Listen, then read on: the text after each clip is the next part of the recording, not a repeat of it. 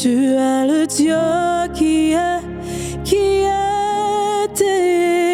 et qui vient. Jésus, Jésus, en toi je crois, ma vie est dans tes mains. Jésus, tu es le Dieu des miracles. Tu es Yahweh, tu es Yahweh, tu es Yahweh, tu es Yahweh, tu es Yahweh, Alpha et Oméga. Tu es Yahweh, Alpha et Oméga. Tu es Yahweh, tu es Yahweh, tu es Yahweh, tu es Yahweh,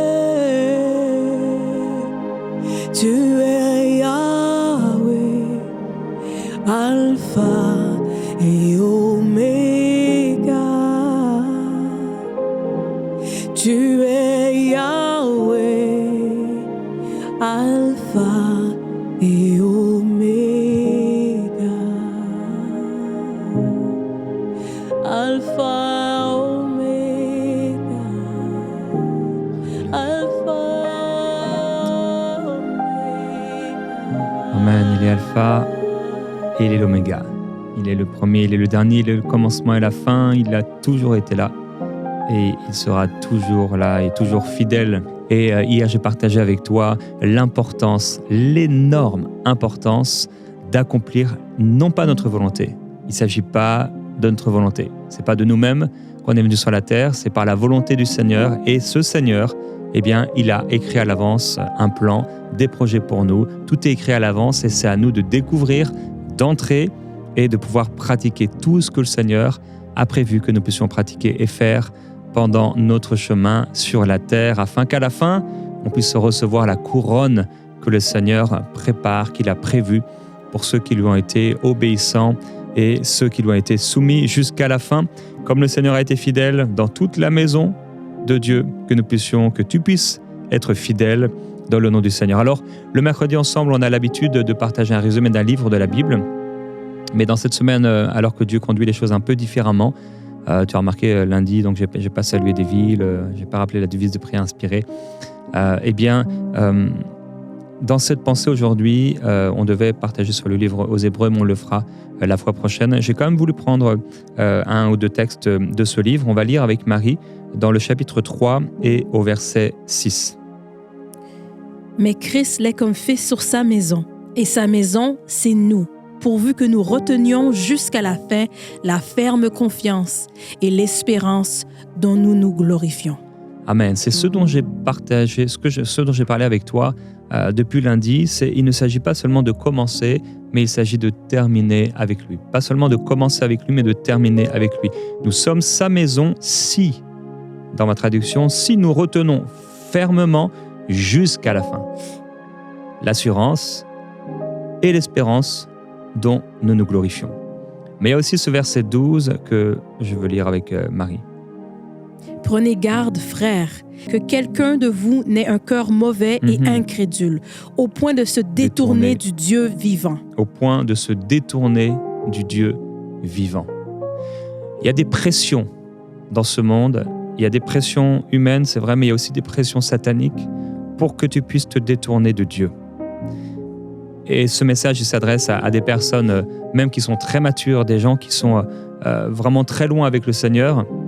Ça ne veut pas dire que tu sois loin avec le Seigneur, que tu vas rester jusqu'à la fin comme ça.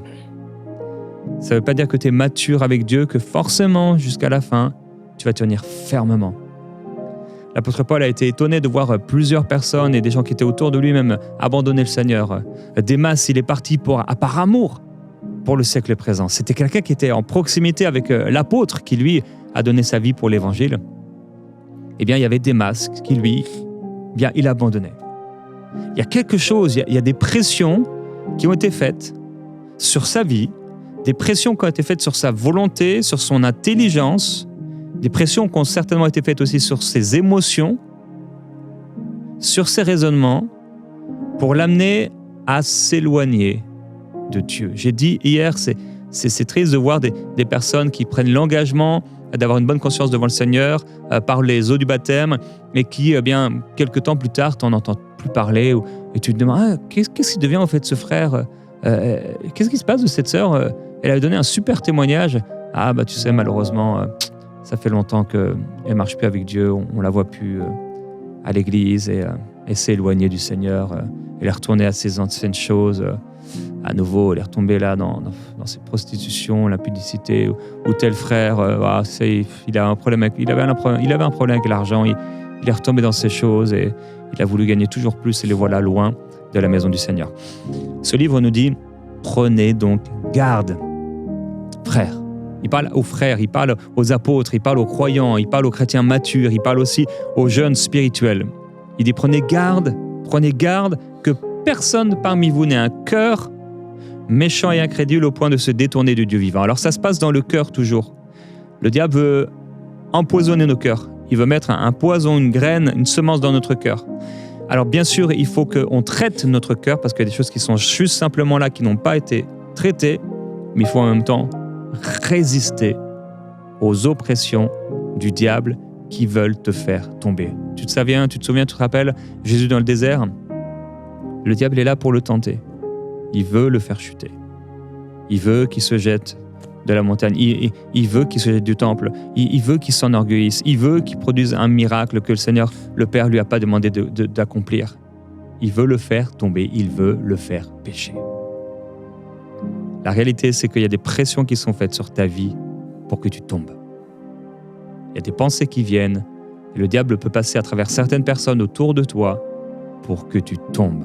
Il peut passer, bien sûr, à travers les réseaux sociaux pour que tu tombes. Tu tombes sur une vidéo, ça a l'air d'être le hasard, et c'est pas le hasard. Tu tombes sur une discussion, tu vois quelque chose, et c'est pas le hasard. Je voudrais qu'on lise également le verset suivant, le verset 13. Mais exhortez-vous les uns et les autres chaque jour, aussi longtemps qu'on peut dire aujourd'hui, afin qu'aucun de vous ne s'endurcisse par la séduction du péché. On va lire aussi le verset 1 du chapitre 4.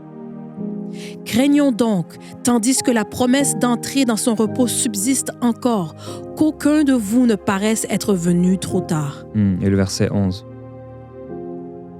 Efforçons-nous donc d'entrer dans ce repos, afin que personne ne tombe en donnant le même exemple de désobéissance. Ou en suivant le même exemple de désobéissance. Alors, mon frère, ma sœur, il y a des pressions qui sont faites.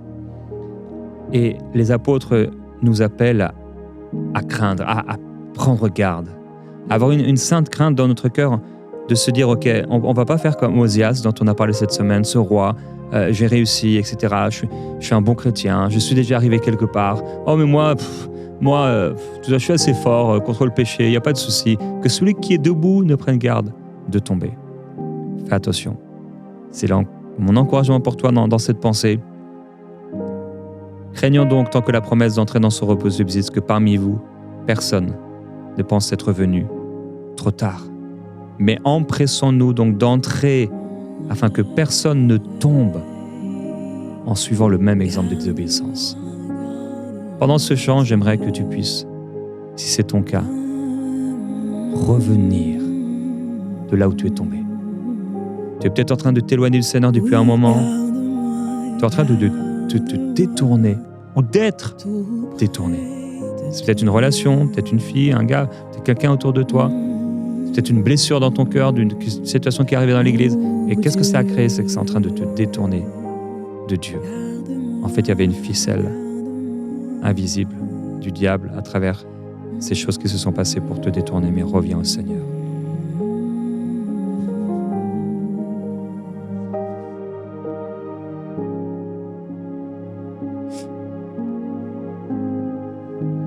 Attire-moi à toi.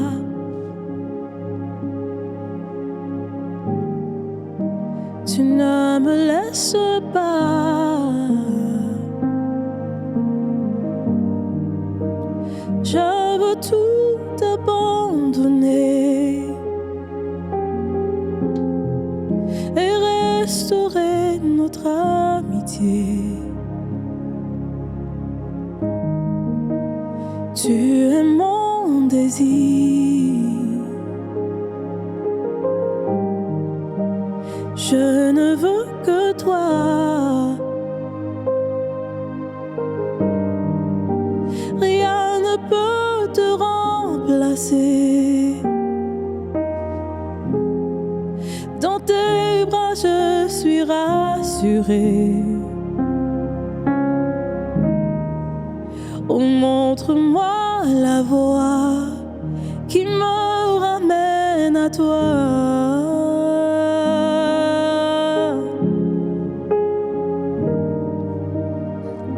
Tu es tout pour moi.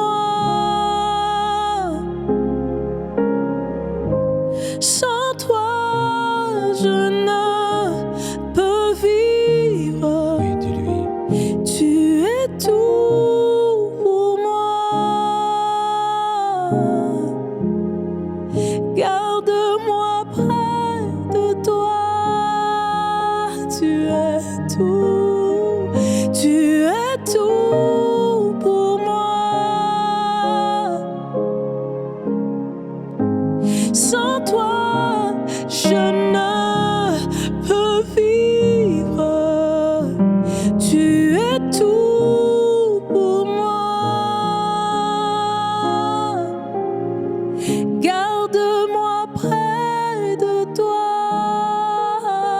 Oui, Jésus. Garde-moi près de toi.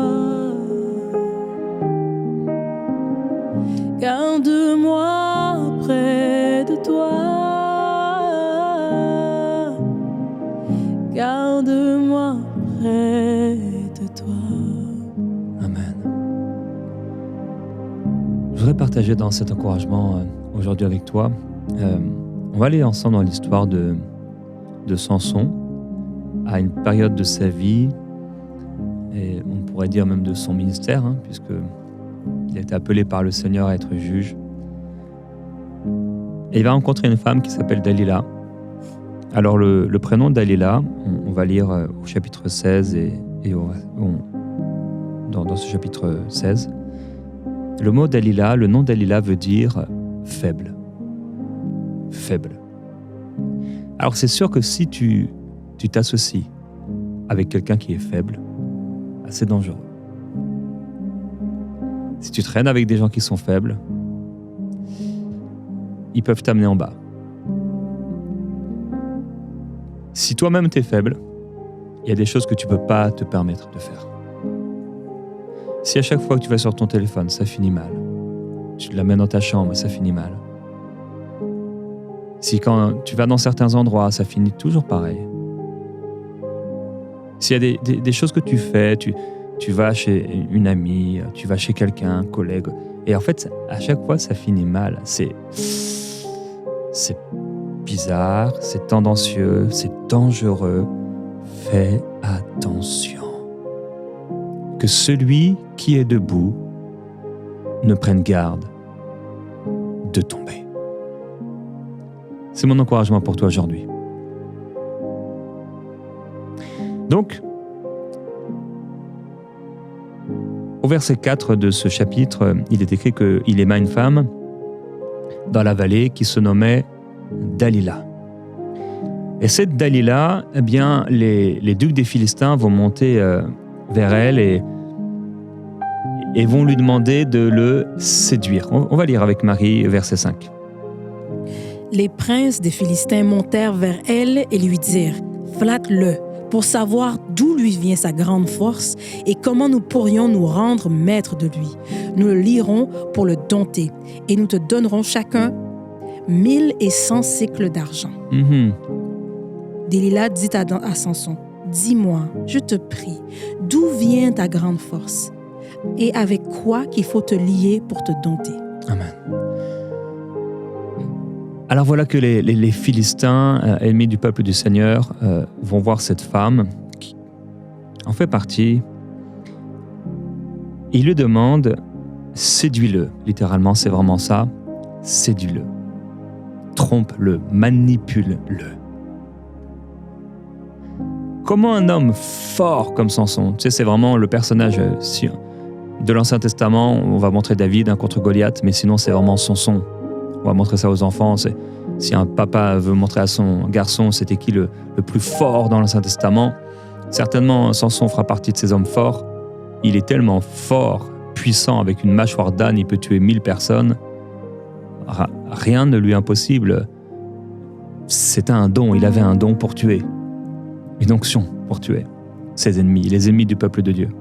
Extraordinaire. Comment elle était utilisée par le Seigneur. Et une puissance qui était sur lui, qui était pas naturelle.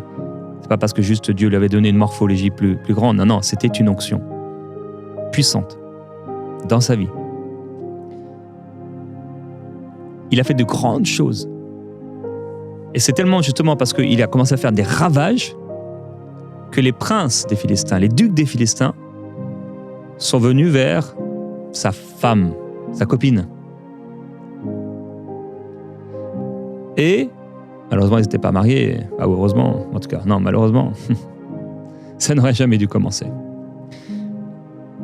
Et ils vont voir cette femme, cette petite femme, dont le prénom veut dire faible. Quand le diable veut te faire tomber, et il le veut diable veut te faire tomber, il veut me faire tomber. Ah, il se réjouirait de ce que Jérémie Sourdel soit tombé. Il se réjouirait que je sois tombé, je sais pas, dans l'offense, dans l'orgueil, dans la jalousie à un point tel où j'arrêterais de venir ici, de m'asseoir.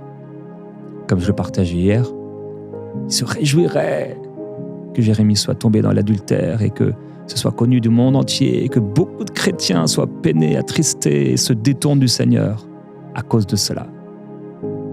Il a des plans contre toi pour te détourner. Le but, c'est de te détourner. Il serait content qu'il m'arrive quelque chose, une catastrophe. J'aurais pas écouté le Seigneur et je dirais non, c'est bon, j'ai pas besoin du Seigneur, moi, je vais aller là et j'y vais. Alors c'est des choses qu'on dit pas forcément. Mais est-ce que c'est pas une question de notre volonté? Je l'ai dit, je peux pas dire demain je vais habiter en France ou en Côte d'Ivoire parce que j'ai envie. Ça marche pas comme ça. Il nous a montré la marche à suivre. Et donc, ça commence avec quelque chose de faible. Ça a l'air de rien. Un peu de levain, ça fait lever toute la pâte. Tu laisses dans l'église quelqu'un qui fait n'importe quoi et tu vois, c'est pas grave. Tu laisses quelqu'un ou un pasteur faire n'importe quoi et te dire c'est pas grave. Non, ça va empoisonner tout l'arbre. Tous les fruits vont être empoisonnés. C'est pourquoi si il m'arrivait de tomber et de pécher et de faire n'importe quoi, on sera obligé de me dire c'est fini. Et je serai remplacé par quelqu'un que le Seigneur oindrait. Que par la grâce du Seigneur, cela ne m'arrive pas. Merci pour tes prières. Que celui qui est debout ne prenne garde de tomber. Je fais attention. Je veille. Je dois faire attention. Parce qu'une petite Dalila faible, un petit truc. Ah, t'as commencé à boire un verre. Et 2, et 5, et 10, et tu t'es habitué. Et c'est une bouteille. T'as commencé à avoir des discussions. T'as commencé à accepter ce genre de film. T'as commencé à accepter de regarder ces petites vidéos. C'est faible, c'est rien.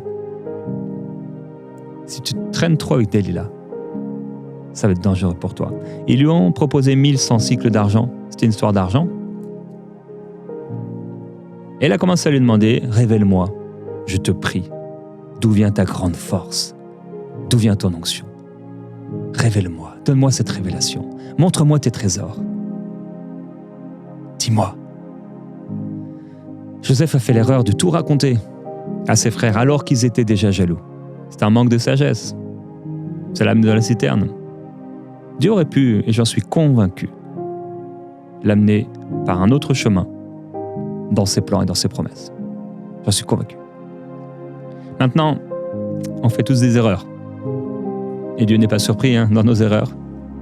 Il est bon, il nous aime, et quand c'est des erreurs en plus que vraiment c'était un manque de sagesse, c'est pas qu'on a voulu mal faire. Des fois c'est le cas, mais il sait aussi nous ramener à lui, comme on l'a chanté. Le Seigneur est bon. Et donc, elle lui pose cette question et il va lui répondre, si on me lie avec cette corde fraîche, qui ne soit pas encore sèche, je deviendrai faible, je deviendrai Delilah. C'est ce qu'il dit? Je deviendrai faible. Alors, pour les Delilah qui nous écoutent et qui sont sanctifiés par le sang du Seigneur, que Dieu vous bénisse. Vous pourriez changer de prénom peut-être. Que le Seigneur te bénisse. Il dit, je deviendrai faible. Je deviendrai comme toi en fait. Il dit, je deviendrai comme un homme quelconque. Et les digues des Philistins, les princes, ils arrivent. Ils apportent à Delilah ses cordes fraîches et finalement, il dit, Samson, les Philistins sont sur toi. Et là, il se relève parce qu'en fait, c'est faux. Il n'a pas révélé son cœur. Et là, il lui dit, oh, mais tu t'es joué de moi. Je te prie maintenant. Tu m'as dit des mensonges. Révèle-moi avec quoi il faut te lier. Et là, il lui dit encore autre chose. On le sait. Et finalement, les Philistins arrivent encore et ça ne marche pas. Et tu peux lire le verset 12, Marie, le début du verset 12. Delilah prit des cordes neuves avec lesquelles elle le lia. Point. Avec lesquelles elle le lia. T'imagines? T'es avec une faible, t'es avec quelqu'un et la personne te lie. Ce film, cet alcool dont j'ai parlé, ce truc, cette personne, tu réalises pas que en fait c'est en train de te lier, ça te prend par la jambe, par le pied, et petit à petit, et petit à petit, et petit à petit, et à la main, à la fin, te voilà handicapé, lié, emprisonné, car chacun est esclave de ce qui a triomphé de lui. Elle lui dit encore, révèle-moi avec quoi il te faut lier. Et là, elle fixe ses cheveux par un piquet, mais t'imagines. Et là, au verset 15, on lit. Elle lui dit, comment peux-tu dire je t'aime, puisque ton cœur n'est pas avec moi? Voilà 3 fois que tu t'es joué de moi, et tu ne m'as pas déclaré d'où vient ta grande force. Comment tu peux me dire je t'aime, mais toi, mais comment tu peux me faire ça? Samson, t'es pas en train de voir qu'en fait, ça fait 3 fois qu'il te demande comment on pourrait t'enlever ta force, et 3 fois que tu te retrouves à faire ce qu'elle t'a dit, tu te dis pas que faut partir de là? Arrête de traîner avec cette faible, de traîner avec ce truc. Débarrasse-toi de ça. Tu peux pas rester là. En fait, il s'est dit, ça va, je gère la situation. Mais le problème, c'est qu'il s'est attaché, ou qu'il a été attaché. Il s'est attaché à cette femme. Et au verset 16. Comme elle était chaque jour à le tourmenter et à l'importuner par ses instances, oui. Son âme s'impatienta à la mort. Ouais, j'aime ma traduction également. Il en fut mortellement ennuyé. C'est devenu tellement terrible. En fait, chaque jour, c'était un tourment. Chaque jour. Et il continuait chaque jour. Et lui, il revenait. Comme un bêta, chaque jour, il revenait dans la maison avec elle. C'est fou. Des fois, tu es dans une relation amoureuse. Et tu restes là, et chaque jour c'est pareil. T'es pas encore marié, t'es juste avec quelqu'un. Et tu vois, ça t'amène vers où en fait?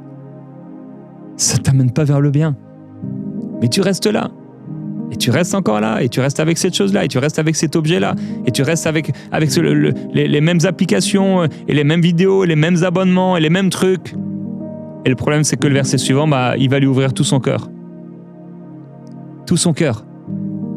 Et on termine avec le verset 19, le début du verset seulement. Elle l'endormit sur ses genoux. Voilà, elle l'endormit. Elle l'endormit. Si tu résistes pas au diable, il va t'endormir. Il va te détourner. Elle l'endormit. T'imagines la scène sur ses genoux, C'est-à-dire que peut-être, je sais pas, il était épuisé, il avait été chassé, je ne sais pas quoi. Tué 2-3 Philistins et lui a donné à manger, j'imagine. Et elle a été fatiguée, épuisée. Comme Ésaü pour un plat de lentilles. Et là, elle a commencé il s'est mis la tête sur elle et j'imagine peut-être, je sais pas, lui caresser le visage, tranquillement. C'est terrible, c'est terrible. Peut-être il y a un truc qu'il aimait bien, je sais pas, lui masser les oreilles. Elle l'a endormi. Ce truc, il va t'endormir. Il va t'endormir. Chasse-le. Le psalmiste dit, au chapitre 119, verset 37, « Détourne mes yeux », tu peux aller au chapitre 118, « Détourne mes yeux de la vue des choses vaines. Fais-moi vivre dans ta voie. » Notre sœur qui est venue ici plusieurs fois jouer, et elle a chanté cette phrase, « Détourne mes yeux de la vue des choses vaines. Fais-moi vivre dans ta voie. » Ça doit être une prière. Et on lit au verset 13 du chapitre 118. « Tu me poussais pour me faire tomber, mais l'Éternel m'a secouru. » Amen. Le diable te pousse fort pour te faire tomber. Fort. Depuis lundi, on prie un peu moins, mais parce qu'il s'agit surtout de décision. Surtout de décision. Le diable te pousse fort pour te faire tomber. Fort. Mais ça paraît juste être faible. Il veut t'endormir. Ne te laisse pas endormir. Père, aujourd'hui, tu nous dis que faut faire attention. On peut être debout, mais on ne doit pas tomber. On refuse de toucher à ce qui est le plus important. Samson a laissé, petit à petit, il s'approchait de ses cheveux. Il a commencé à parler de ses cheveux. Il s'approchait, petit à petit, il a commencé à s'approcher du cœur de la révélation. Père, je prie pour ceux qui, petit à petit, ont commencé à se laisser toucher le cœur, ce qui était précieux. Ceux et celles qui, petit à petit, sont en train de perdre leur virginité, leur pureté, leur sainteté. Oh, le Seigneur veut parler à quelqu'un. Te laisse pas faire. Te laisse pas faire. Tu as l'autorité. Résiste au diable. Il fuira. Chasse le méchant du milieu de toi. Rejette le péché sous toutes ses formes.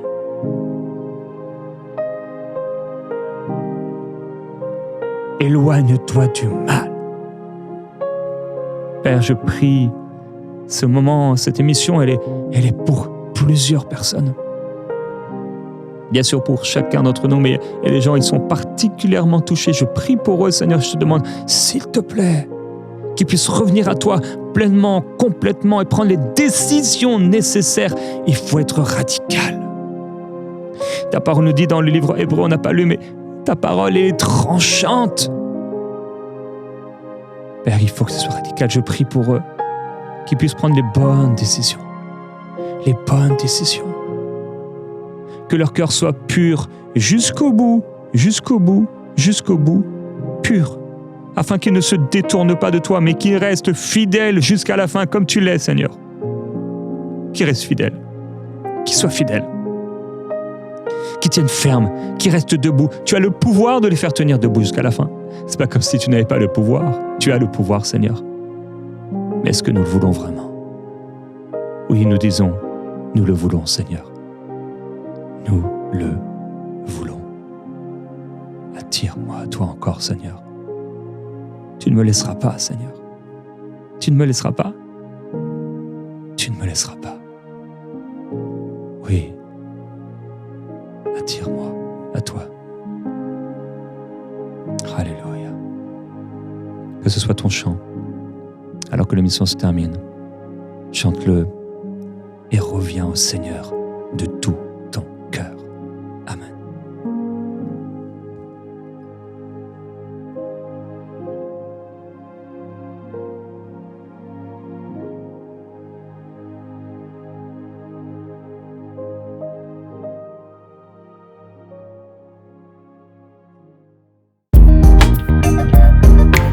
Merci à tous nos précieux partenaires grâce auxquels cette émission a pu être réalisée.